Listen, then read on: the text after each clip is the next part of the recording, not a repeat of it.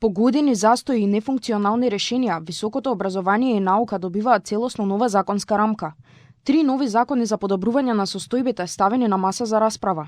Ресорното министерство ги презентираше Законот за високо образование, Законот за квалитет во високото образование и Законот за научно-истражувачка дејност, кои треба да постават повисоки стандарди, да ја зголемат конкурентноста и да го подобрат квалитетот.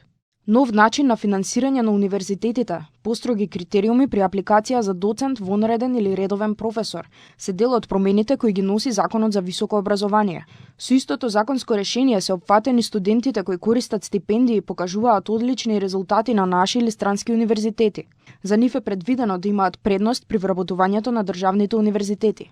Ке започнам со убава вест за студентите кои со стипендија од државата студираат на најдобрите 100 светски универзитети или пак студираат во Македонија, а се добитници на инженерски прстен или се прогласени за најдобри студенти на универзитетот. Тие ќе имаат предност при вработување на државните универзитети како наставно-научен кадар. Секој кој ќе аплицира за избор во звање, доцент, вонреден или редовен професор, од сега ќе има обврска до изборот да изработи и објави најмалку 6 до 7 трудови, од кои 3 до 4 треба да бидат објавени во списание со импакт фактор, односно фактор на влијание од базите Web of Science или Scopus. Новиот закон за квалитет на високо образование има за цел да ја врати улогата на истоимената агенција, која со години вршела акредитации на студиски програми, но не и евалуација.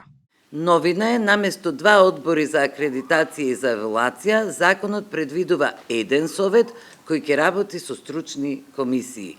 Дефинирање на постапките за евалуација предвидува законот, само евалуација, акредитација и сите други негови обврски, како што е надзор над работата на високообразовните установи и научно-истражувачките субјекти и така натаму.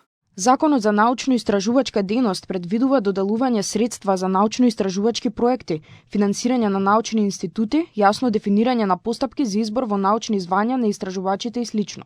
Законите за високо образование и квалитет на високо образование се објавени на ЕНР системот и се отворени за критики и сугестии, а Законот за научно-истражувачка дејност ќе биде објавен во текот на наредните денови.